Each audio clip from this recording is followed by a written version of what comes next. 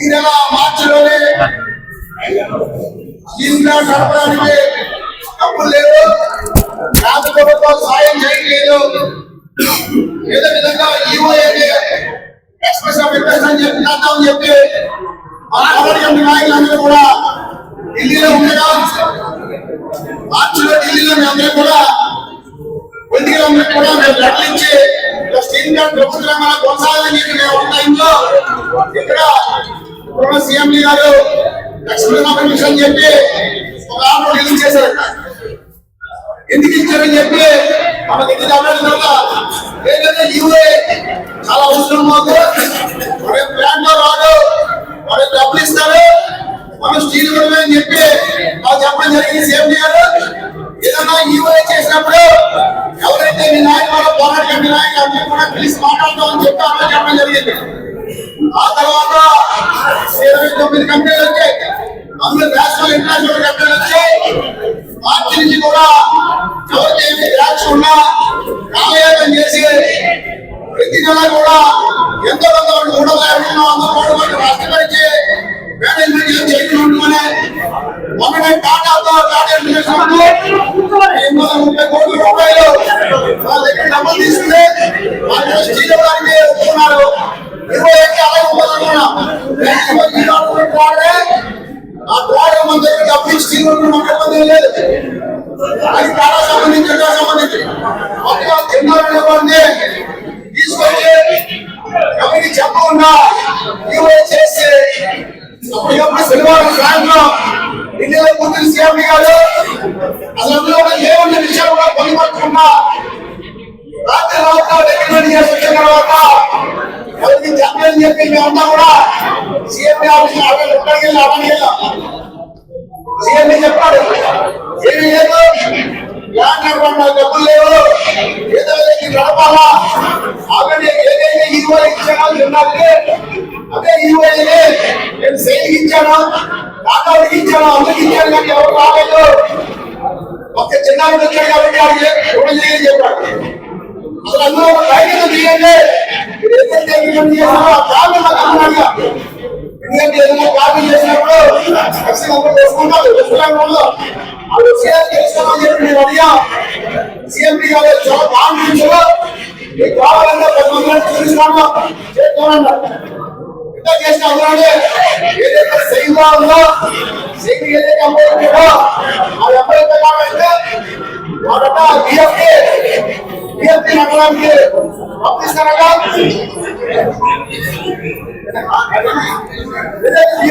పంపిస్తారన్నా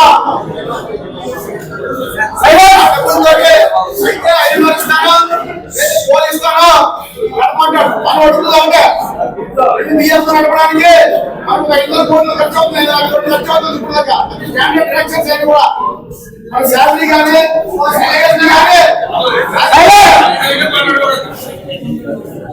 ఇప్పుడు 2 బిఎఫ్ మనం 3 BF start చేస్తాం. 3 బిఎఫ్ స్టార్ట్ చేసినప్పుడు ఏదైతే మనం 2 బిఎఫ్ ఖర్చు పడుతున్నాం 3 బిఎఫ్ కూడా కలపాల్సిన అవసరం ఉంది. డబ్బులు ఏ సంఘటనకి సమాధానం లేదు, దానికి సంబంధం అంటారు, కన్వర్షన్ చార్జెస్ అంటారు. ఒకసారి 6,000 అంటారు, 2,000 అంటారు. పైకి చెప్పాం, వెంటనే ఎవరు చెప్పాం ఏమైతే ఏదైతే జిల్లాకు చెప్తారో దాన్ని అట్లనే క్యాన్సిల్ చేయండి, సేవింగ్ కదండి, సేవింగ్ వాడికి ఎవరు మాకు చెప్పదు అని చెప్పాలని కూడా. అయినా సరే ఆయన ఏదైతే ప్లాంట్ ఇంట్రెస్ట్ నేను కరెంట్ బిల్ కట్టడానికి కూడా ఇబ్బంది పడుతున్నాను, లేదు ప్రభుత్వం సహకరించట్లేదు, ఇవ్వకి వెళ్ళాలి ఇవ్వకపోతే ప్లాంట్ అని చెప్పి వాళ్ళు అర్థం జరిగింది. కానీ మమ్మల్ని కూర్చే ఇక్కడ ఆలోచించాలని చెప్పి అన్ని డిపార్ట్మెంట్స్ దగ్గర వాళ్ళని ఇవాళ ఎటువంటి చేయడం నిర్ణయించాం.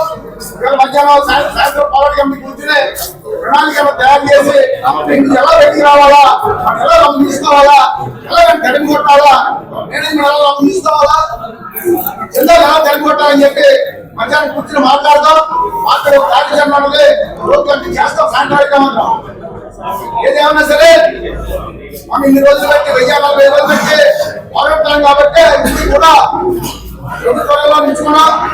వ్యాపారం చేశాం. అయినా కానీ మేనేజ్మెంట్ చూస్తారు ఆల్రెడీ లాస్ట్ టైం టీఎంసీ అని చెప్పి స్టార్ట్ చేసి మొత్తం అన్ని మనందరూ కూడా టీఎంసీ వ్యతిరేకంగా పాదయాత్ర కానీ ధర్నా కానీ చాలా చేశాం. అయినా సరే బలవంతరం టీఎంసీ ఇంప్లిమెంట్ చేశారు. అది మీకు తెలిసిందే. గవర్నమెంట్ నుంచి అంశాలను అమ్మేస్తానని చెప్పి ఇప్పుడు కూడా పార్లమెంట్ లో అమ్మేస్తాను చెప్పట్లేదు, తాత్కాలికంగా అని చెప్పి పార్టీ సహాయం వెలిగించారు. పూర్తిగా చెప్పట్లేదు. ఏదైనా ఎలక్షన్ వస్తుంది అందరూ మన వస్తారు. ఎలక్షన్ సంబంధించి మన స్టీమ్ లాంటి ఏం చేస్తారని చెప్పి వాళ్ళకి అందరూ పట్ల ఇబ్బంది ఏం లేదు. దానికి సంబంధించి ఏదైనా జనాలు మనం వ్యతిరేకిస్తున్నా కూడా స్టార్ట్ చేయవలసిందే, కన్ను తీయవలసిందే. బ్లాక్ కాపాడుకోవాలి.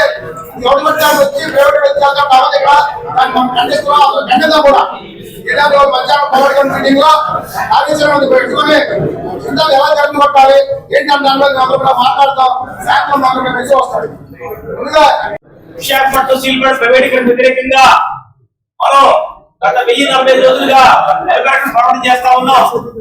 ఈ ప్రభుత్వం ఆ ఉద్యోగ ఫలితం కానివ్వండి, ఇతరత్ర కారణాలు కానివ్వండి, దాన్ని అలా ఉంచి ఈలోపే విశాఖపట్నం స్టీల్ ప్లాంట్ మనకు ప్రాజెక్ట్ చనిపోయే విధంగా ఓ పక్కనే రైల్వే రోడ్ అడ్డుకుంటా ఉంది, మరో పక్కన మరి వర్కింగ్ క్యాపిటల్ లేకుండా అది అడ్డుకుంటా ఉంది. బ్యాంకు నుంచి 4,000 కోట్ల రూపాయలు ఇవ్వాలంటే లక్షల కోట్ల రూపాయలు అప్పు ఇచ్చిన వాళ్ళందరికీ కూడా మాఫీ చేస్తా ఉన్నారు. కానీ 4,000 కోట్ల అప్పు ఇస్తారు మాత్రం ప్రభుత్వం ముందుకొచ్చే పరిస్థితి లేదు. ఇటువంటి పరిస్థితుల్లో సీఎండి గారు గతంలో ఈవై ఎంతగా మేము దీన్ని ఎంత ఆహ్వానించాలి, వేరే మార్పు లేదని చెప్పినప్పుడు అదే సీఎండి గారు అవగాహన జరిగింది. ఈవై అంశాలు ఏంటి అవి భవిష్యత్తులో స్టీల్ ప్లాంట్ భవిష్యత్తుగా ప్రమాదకరంగా మారుతాయా ఏదో ఉండేటప్పుడు అలాంటిది ఏమీ లేదు. మనకి వాళ్ళు పెళ్లిళ్ళు ఇస్తారు, రాబిట్లు ఇస్తారు. 25% కన్వర్షన్ లోన్ కింద మనం ప్రాఫిట్ తీసుకుంటాము. అప్పుడు 3 రన్ చేస్తే కనుక మనకి ఈ ప్రొడక్షన్ కాస్ట్ కూడా తగ్గుతుందని చెప్పారు అనమాట. సరే అని చెప్పేసి ఆ రోజున ఏది ఏమైనప్పటికీ రాష్ట్రపతి దీన్ని నడపాలి కాబట్టి సరే మనం అందరూ కూడా అంగీకరించాం. ఇక్కడ ఈ యాజమాన్యం యొక్క నిర్మూలన అదే కర్మాలకు కావిస్తా ఉంది. ఆనాడు పార్లమెంట్ లో స్వయంగా మంత్రి గారు ఈ విశాఖపట్నం స్టీల్ ప్లాంట్ ప్రైవేటీకరిస్తాము లేకపోతే మూసేస్తామని చెప్పి ఆయన స్టేట్మెంట్ ఇచ్చారు. దానికి అనుగుణంగా యాజమాన్యం ఈ సీఎం డైరెక్టర్ ఆపరేషన్ కానివ్వండి బిఎంసీ ఆపేశారు. ఈ విధంగా అక్కడ వాళ్ళు మూసేస్తామంటే దానికి అనుగుణంగా మీరు పనిచేస్తా ఉన్నారు. ఏ సందర్భంలో కార్మిక సంఘాలు కార్మికులు అనే నిర్మాణం ఉంది.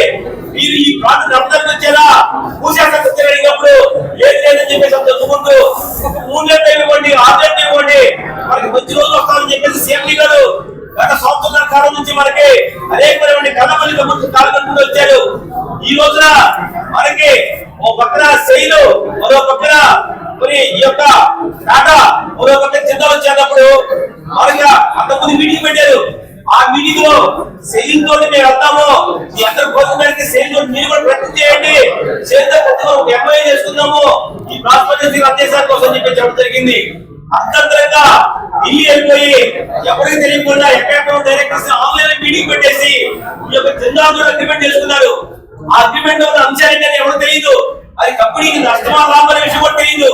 నిజంగా లాభం అయితే కనుక మనం ఎందుకు కార్మిక సంఘాలతో చర్చించి ఇదిగో సెయిల్ ఫ్యాక్టరీ ఎలా ఉంది, అలాగే టాటా ఫ్యాక్టరీ ఎలా ఉంది, ఈ జిందాల్ ఫ్యాక్టరీ ఎలా ఉంది, ఇది మనకి లాభదాయం కూడా చెప్పాలి కదా. అది కూడా ఏంటంటే కొంత గౌరవ చేస్తారు. సేఫ్టీ మీటింగ్ వెళ్ళినప్పుడు అనేకమైనటువంటి డబ్బులతో విధంగా అయిపోయినటువంటి ఒక రకమైనటువంటి లెక్కతో మనకి ఒక కుప్పలో పట్టించే పరిస్థితి చేశారు. అదేంటంటే 1040 రోజుల నుంచి విశాఖ ఉక్కు కొనసాగాలని సమయంలో యాజమాన్యం వృద్ధిదాయక విశాఖపట్నం ప్రైవేట్ చెప్పాలని మొట్టమొదటిగా కేంద్రం పోయి అగ్రిమెంట్ చేసింది. గత సంవత్సరం చెప్తున్నాం మేము మినిస్టర్ గారిని 3 సార్లు కలిసి మీరు గత 2 సంవత్సరాల నుంచి ఈ స్టీల్ ప్లాంట్ వర్కింగ్ క్యాపిటల్ లేకుండా, ఐరన్ కోర్ లేకుండా, బాయిలర్ కోర్ లేకుండా, కోకింగ్ కోర్ లేకుండా రేక్స్ ఒప్పుకుంటా మీరు ఆపుతున్నారు. ఈ కంపెనీ ఏం చేద్దామని చెప్పి మినిస్టర్ గారు చెప్పడం జరిగింది. లేదు మీ కంపెనీ నాకు అన్ని తెలుసు మీరు సపోర్ట్ చేస్తారని చెప్పాడు. ఈ 2 సంవత్సరాల్లో ₹1 కూడా సపోర్ట్ చేయలేదు. ₹1 కాదు కానీ 1% కూడా అది చేయలేదు. చేయకుండా ప్రైవేట్ అప్పచెప్పాలని ఈ జిల్లా చెప్పాలని చెప్పి ప్రేరుకోవాలని చెప్పి ఏమంటే స్టీల్ సెంటర్ లో సేల్ ఉంది, స్టీల్ సెంటర్ లో ఎన్ఎండిసి ఉంది, మనకి ఎన్ఎండిసి తోటి అగ్రిమెంట్ ఉంది. సంవత్సరానికి ఈ 7.3 మిలియన్ కి కోటి 2,500 సప్లై చేయాలని ఎంఓయూ ఉంది. కానీ ఈ సంవత్సరం అంతా కలిపి తీసుకుంటే 40 లక్షలు సప్లై చేశారు ఎన్ఎండిసి వాళ్ళు. మిగతాదంతా ప్రైవేట్ అమ్మేశారు. మనం ఓన్లీ మన స్టీల్ ప్లాంట్ లోనే ఎన్ఎండిసి 30% వార్త సంపాదిస్తుంది. స్టీల్ మినిస్టర్ లో ఉంది. సార్ మీరు చెప్పండి, ఈ వర్కింగ్ క్యాపిటల్ లేదంటారు కాబట్టి మీరు స్టీల్ లో 1000 కోట్లు ఎన్ఎండిసి 1000 కోట్లు మాకు 2-3 నెలలు సాయం చేయాలంటే ఆయన మాకు కామెంట్లు ఇప్పించండి, మన వాళ్ళకి బిలియన్స్ ఇస్తాం, డబ్బులు ఇస్తాం కూడా మనం చెప్పడం జరిగింది. చేస్తామని చెప్పి యుఏ ద్వారా టాటా ఇన్ఫ్రా లిమిటెడ్ అది తేడా. టాటా అంటే టాటా స్టీల్ కాదు, టాటా ఇన్ఫ్రా లిమిటెడ్ అనే అది తేడా అన్నమాట. ఎవరైనా కంపెనీ స్టీల్ కొనుక్కొని ఎక్స్పోర్ట్ చేస్తుంటారు కానీ 10 సంవత్సరాలు బట్టి వాళ్ళు మంచి స్టీల్ కొంటున్నారు. వాళ్ళు ఒక ఎంఓయూ చేశారు.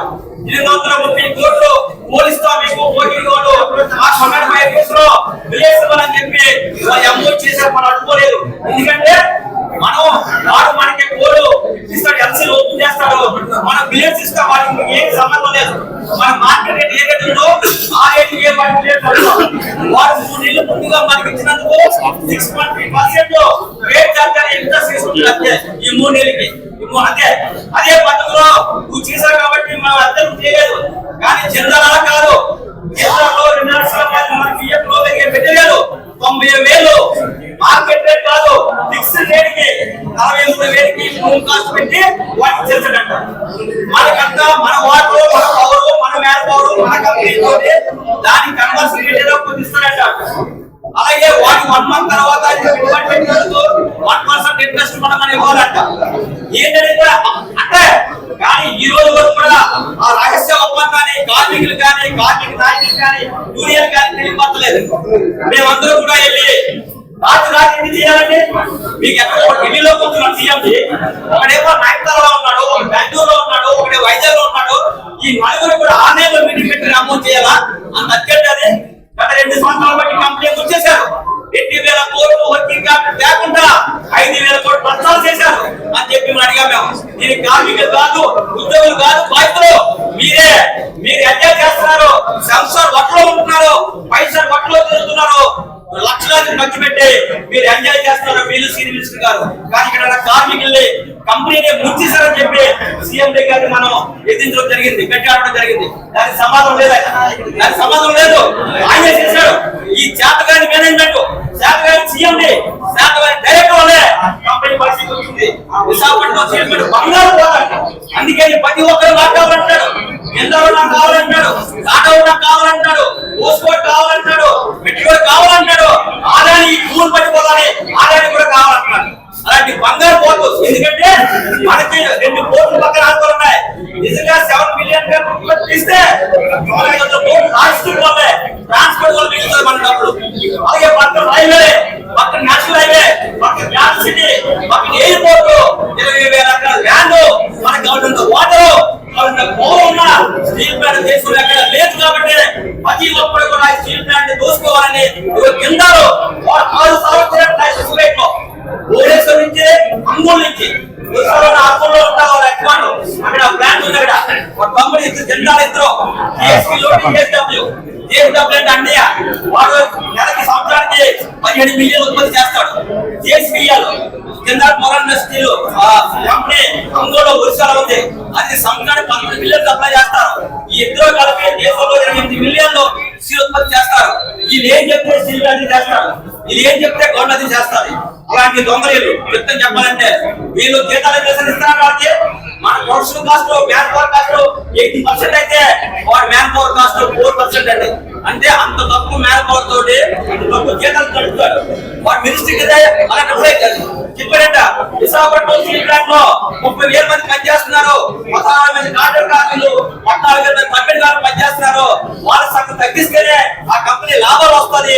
మీరు ఆ ప్రయత్నం చేయండి అని చెప్పి స్టీల్ మిల్ సహాయం చేయడానికి జిందాల్ ఇది వాడు జిందాల్ వచ్చి మన స్టీల్ ప్లాంట్ బాగు చేస్తానో లేదా మన గ్లాస్ ప్లాంట్ బాగు చేస్తానో దాన్ని బాగు చేస్తాను మన అడ్డం కాదు. కానీ వాడు మన గురించి రాలేదు. వాడి గురించి ఈ స్టీల్ ప్లాంట్ వెస్ట్రియే కాదు మన్నంటూ కూడా మన్నంటూ కూడా ఆత్మ చేస్తాడు.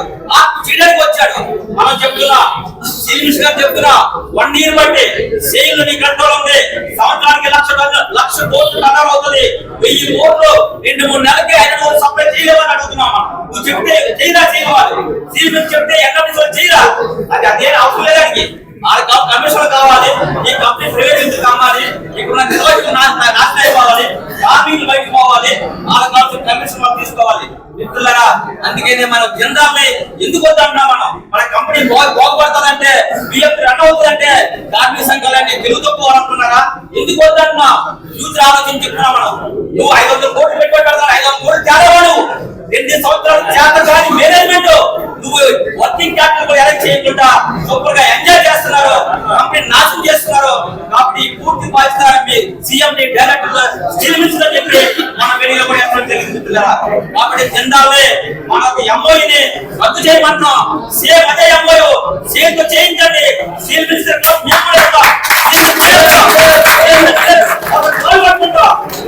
నువ్వు సీలు చెప్పు, ఎన్ఎంసీ చెప్పు. 500 కోట్లు బియ్యం రావడానికి 500 సప్లై చేయమని సేలించి మేము 2-3 నెలలు ఏదో ఈ అగ్రిమెంట్ ఏదైందో ఆ ఎంఓయూ ప్రకారమే ఆ స్టీల్ ప్లేట్స్ వాడికేస్తున్నా సేలించి. వాడు గవర్నమెంట్ సెక్టర్ లో ఉంది. వాడు మోసం చేయలేరు. వాళ్ళ లంచాలు ఇవ్వలేదు ఎవరికి కాదు కదా. సేలు వాడు అయితే లంచాలు ఎవరు, సేలు వాడి కమిషన్లు ఎవరు, జిందాల్ అయితే అది ఏదైనా చేస్తారట. గవర్నమెంట్ కానీ మేనేజ్మెంట్ కానీ. అందుకనే వాళ్ళు ఎంతో కష్టంలో 6 సిట్టింగ్లు అయ్యాయి. ఎంతో కష్టంలో జిందాల్ తోటి 6 సిట్టింగ్లు అయ్యాయట. 6 సార్లు పార్టీలు ఇచ్చారు. పార్టీలు ఇచ్చారట.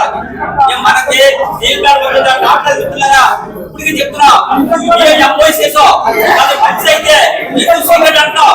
అన్ని యూనియన్లు అడిగాడు బయట పెట్టమని. అది సీక్రెట్ అంటాడు. దేశంలో ఏది సీక్రెట్ అవుతుందండి? ప్రభుత్వ రంగంలో ఉన్నదన్నీ కూడా పెద్దల తాలూకా ఎవరితో ఉండేవాళ్ళు. ఒక డిఫెన్స్ తప్ప రక్షణ రంగం తప్ప మిగతా అన్ని కూడా బయట పెట్టాలి. మీడియా కూడా బయట పెట్టాలి. ఏదైనా ఆన్లైన్ లో పెట్టాలి. అంతేగాని చిన్న ఎంఓఈని నువ్వు సీక్రెట్ డాక్యుమెంట్ అంటున్నావు అంటే రహస్య ఒప్పందం ఉంది కాబట్టి నువ్వు అంటున్నావు కాబట్టి చెప్పింది గట్టిగా ఆడడం జరిగింది. దయచేసి మిత్రులారా మన పోరాటం ఆగితే ఈ రోజు వరకు 3 సంవత్సరాలు అయింది. వాడు క్యాబినెట్ తీసుకొని అమ్ముతామని అమ్మ లేకపోయాడంటే ఏంటి? మన పోరాటమే. ఇందులో ఎవరి గొప్పతనం కాదు. కార్మికులు, ఉద్యోగులు మొత్తం అన్ని యూనియన్లు కలిసి పోరాడుతున్నారు కాబట్టి ఈ రోజు కూడా వాడు పేరు చేయలేకపోయాడు. నేను మంత్రి గారు కూడా డిప్యూటీ మంత్రి ఫైనాన్స్ కూడా అనౌన్స్ చేశాడు. ఏంటి అడిగారు ఒక ఎంపీ గారు అడిగారు. ఏమన్నాడు? ఏంటి యూనియన్ గొడవ పెట్టడం వల్ల ఆగిందని అడిగితే అది కాదు కానీ కొన్ని ప్రాబ్లమ్స్ ఉన్నాయి. అది కొత్తగా అయ్యే పని కాదు. అందరితో మాట్లాడాలి. ఇంకా చాలా సమస్యలు ఉన్నాయి. స్టేక్ వాళ్ళతో మాట్లాడాలి. స్టేక్ వాళ్ళు అంటే మన ఎంప్లాయీస్ అలాగే నిర్వాసితులు ఇంకా చాలా మంది పోలీసులు వాళ్ళందరితో మాట్లాడాలి. అంత తొందరగా అవ్వదు, టైం పడుతుందని చెప్పి చెప్పడం జరిగింది. అంటే వాళ్ళు ఈజీగా స్టీల్ ప్లాంట్ అమ్మడానికి రైట్ చేసి 140 కోట్ల ప్రజల ఆస్తిని ఇంకా 8,000 మంది నిర్వాసితులు బయట ఉన్నారు. ఉద్యోగాలు రాకుండా వాళ్ళందరూ కూడా ఆత్మహత్యలు అని. కాబట్టి మిత్రులారా ఈ రోజు స్టీల్ ప్లాంట్ ని ఎవరు అమ్మాలని చెప్పి దొడ్డిదారుల కేంద్ర ప్రభుత్వం యాజమాన్య నిర్ణయం తీసుకుంది. మన బియ్యం రంగాలని మనం చెప్తున్నాం. సంవత్సరం చేస్తున్నాం. బియ్యం ఎందుకు మూసావు, ఎందుకు కాల్ చేయలేకపోతున్నాం అని చెప్పి అడుగుతున్నాం. కానీ దాంట్లో సరిపడగా ఆమెలు కానీ ఐఎల్ఓలు కానీ సేల్ నుంచి కానీ ఎన్ఎంసీ తీసుకుని ఇదే ఎంఓయూ మొత్తం చేయమని చెప్పి అన్ని డిమాండ్ చేస్తున్నాయి. దయచేసి మీరందరూ కూడా 1040 రోజుల నుంచి సపోర్ట్ చేస్తున్నట్టే చేస్తున్నాం కాబట్టి ఈ రోజు ఇదే స్ఫూర్తితో మీరు ఎప్పుడు యూనియన్ పిలిపించినా మీ సహకారం అందించాలని చెప్పి నా యొక్కసారి పోరాటంలో కూడా అయ్యే చేస్తున్నా.